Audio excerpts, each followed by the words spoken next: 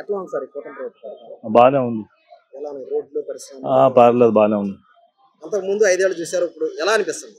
ఇప్పటికప్పుడు చాలా తేడా ఉంది కదా, చాలా తేడా ఉంది. ఎలా ఉండేది అప్పుడు? అప్పట్లో ఎవరు పట్టించుకునే వాళ్ళు లేరు, ఇప్పుడు ప్రతి ఒక్కరు పట్టించుకుంటున్నారు. అది చంద్రబాబు గారు కూడా పరిశ్రమలు వస్తున్నారు, లోకేష్ గూగుల్ టీసీఎస్ కూడా వస్తున్నాయి వైజాగ్ చూస్తుంటే ఎలా అనిపిస్తుంది? బాగానే ఉంది. ఇన్ ఫ్యూచర్ బాగుంటది ఇంకా ముందు ముందుకి. ముందు యువతకి నమ్మకం ఉంది అభివృద్ధి చేస్తారు. సార్ ఇప్పుడు బీసీ చూస్తారు, బీసీలకి మొన్న 896 కోట్లు కేటాయించారు. ఎలా ఉపయోగపడుతుంటారు బీసీలకి? అది ఇంకా ముందుకు చూడాలి కదా, ఇప్పుడే స్టార్ట్ చేశారు.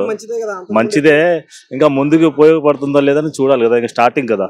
ఇంకో క్వశ్చన్, కళ్ళు గీత కార్మికులు మన వైన్ షాపుల్లో 10% కేటాయించారు. అవును, దాని మీద వైసీపీ వాళ్ళు కోర్టుకి వెళ్ళారు. వాళ్ళ కడుపు కొట్టడం అంటారు దాని మీద. అది మామూలే కదండి, ఇవాళ కొత్త ఏముంది, ఇవాళ కొత్తగా చెప్పుకోవాలి. అది ఎవరు వచ్చినా ఏ ఉద్యోగాలు వచ్చినా కోర్టుకు వెళ్ళడం సహజం అయిపోయింది. అది ఆలోచించాలి, వెళ్ళే వాళ్ళు ఆలోచించాలి. మనం ఒకరి వల్ల బాగుపడతామా ఆలోచించి వెళ్ళాలి. దానికి ఎవరేం చేయలేము మనం.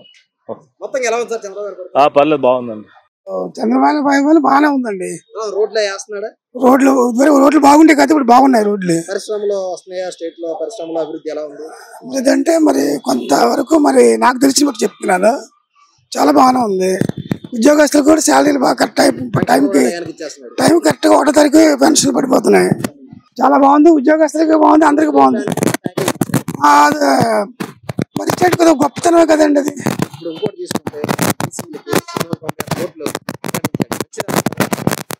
అది ఒక విధంగా మంచిదే. దాని ఇన్కమ్ ట్యాక్స్ ఒకటి పెట్టారు, అది కూడా బాగుంది. చెప్పండి. కార్మికులకి 10% అన్నాడు మొన్న వైన్ షాప్.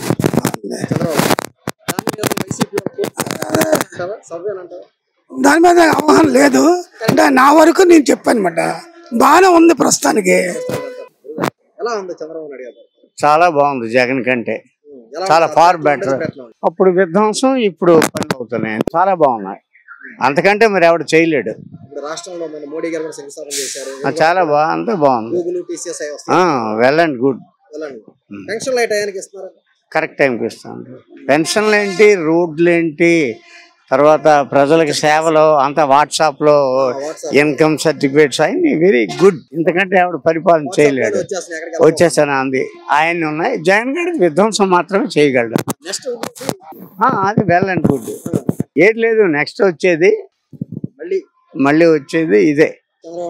చంద్రబాబు నాయుడు వస్తాడు, కూటమి డెఫినెట్ గా వస్తాడు. జనాలందరూ లేదో కక్కుర్తిగా డబ్బులు వస్తున్నాయని వాళ్ళు 1% వాళ్ళు అంటారు.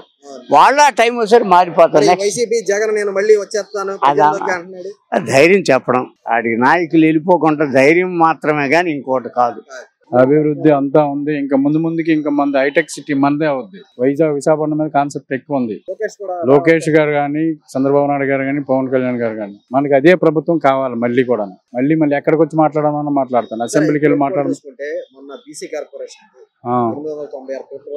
విడుదల చేశారు, మంచిగా జరుగుతుందండి బీసీలకు అందరికీ. అందరికీ న్యాయం చేసే మినిస్టర్ ఎవరంటే చంద్రబాబు నాయుడు గారు. మన ఇప్పుడు ఇచ్చిందే ఎక్కువ బీసీలకి, అప్పుడు అలా రేర్. చాలా ఉపయోగకరం కదండి. పేద అనేది కనిపించేది చంద్రబాబు నాయుడు ఇంకో 2 years లో. చంద్రబాబు నాయుడు వైన్ షాప్ కేటాయించారు 10% కళ్ళు గీత కార్మికులు చేయలేకపోతున్నారు. దాని మీద వైసీపీ వాళ్ళ కోర్టుకి వెళ్ళారు. అది ఎంతవరకు నిజం ఉంది? అది కరెక్ట్ కాదు కదా. ఆయన చేసింది న్యాయం అనేసి అంటే మళ్ళీ వైసీపీ వాళ్ళు కోర్టుకు వెళ్ళారంటే, కోర్టుకు వెళ్ళి వాళ్ళు పొట్టకొట్టడమే దాని అర్థం, దాని మీనింగ్. కళ్ళు గీతలకు పొట్టకొట్టడమే. అలా బతకాలి సార్. అందరికీ పొద్దుతూరలు ఇచ్చి వాళ్ళకి మరి ఎక్కడ పొద్దుతారు, మరి వాళ్ళకైతే దారి చూపించాలి కదా. వాళ్ళకి దారి చూపించమనండి, దారి చూపించి వాళ్ళని ఆపించేసినా పర్వాలేదు. వైసీపీ వాళ్ళు అలాంటి వాళ్ళకి కూడా గీత కార్మికులకు చాలా అన్యాయం జరిగింది.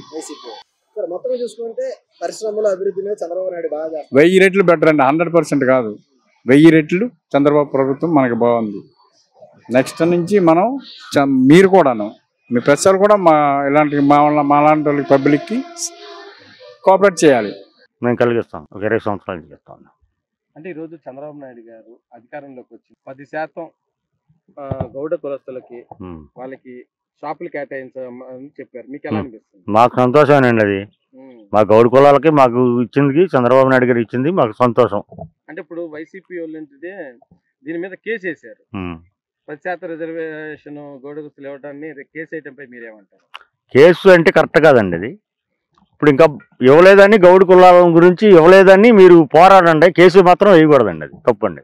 అది అంటే ఇప్పుడు రాష్ట్రంలో బీసీల పరిస్థితి ఎలా ఉంది? బీసీల పరిస్థితి ఏమో సార్, రాష్ట్రంలో బీసీల పరిస్థితి అడగంటిపోయే ఉంది. సార్ మీరు ఏం చేస్తారు సార్? నేను కలిగిస్తానండి. ఎన్ని సంవత్సరాలు చేయాలి? 12 సంవత్సరాలు బతికేస్తానండి. ఈరోజు చంద్రబాబు నాయుడు గారు 10% మీకు రిజర్వేషన్ ఇవ్వటంపై మీకు ఎలా అనిపిస్తుంది? బాగానే ఉందండి. అంటే ఇప్పుడు గతంలో ఉందా ఇలాగ 10% రిజర్వేషన్? గతంలో అంటే మాకు అందలేదు, ఇప్పుడు కొద్దిగా ఇప్పుడే తెలిసింది. అది కూడా వస్తే బాగుంటుంది అనుకుంటున్నాను. అంటే ఇప్పుడు మీ మీద వైసీపీ వాళ్ళు కోర్టులో కేసు వేయడంపై మీరేమంటారు? కేసు వేయకూడదండి, అట్ట కేసు అయితే మరి మాకు ఎట్ట వస్తాయండి వచ్చే మరి. కేసు వేయడం వల్ల ఇబ్బంది. కేసు వేయకుండా వచ్చేవి వస్తాయి కదా, ఇప్పుడు వాళ్ళు అటెండ్ తిరిగితే మాకు రావు కదా. అది అంటే ఇప్పుడు చంద్రబాబు నాయుడు గారు మీకు 10% ఇవ్వటం మీకు సంతోషమేనా? సంతోషమేనండి. ఇప్పుడు మీకు ఇలాగ కేటాయించడం వల్ల మీకు ఏమనిపిస్తుంది? కేటాయించడం వల్ల అంటే ఇప్పుడు మాకు వస్తే బాగుంటుంది అనుకుంటాం, కానీ రాలేదు. ఇప్పుడు రాకపోతే ఏముంటది?